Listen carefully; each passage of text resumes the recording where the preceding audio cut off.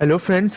आज हम क्लास 9 के साइंस के चैप्टर नंबर 12 साउंड के एग्जाम्पलर प्रॉब्लम्स डिस्कस करेंगे। तो क्वेश्चन ये है कि a key of a mechanical piano struck gently and then struck again but much harder this time.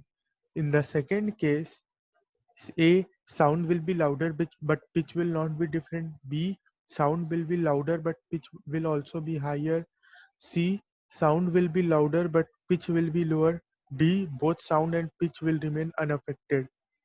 तो हाँ, क्वेश्चन बेसिकली ये है कि एक हमारे पास पियानो है जिसकी जिसके की को हमने स्टक किया है, मतलब उसे प्रेस किया है, और दूसरे बार फिर से स्टक किया है बट इस बार थोड़े ज्यादा फोर्स से, harder.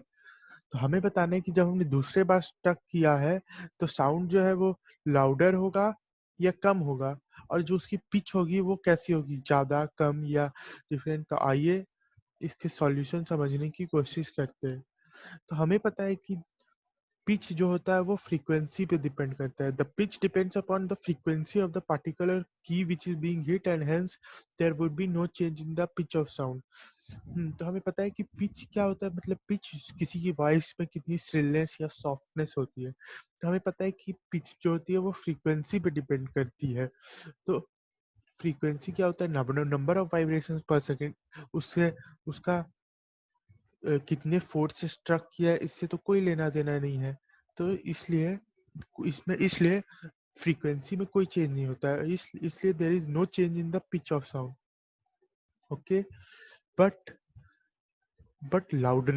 loudness depends upon amplitude, which will be more if the key is struck harder.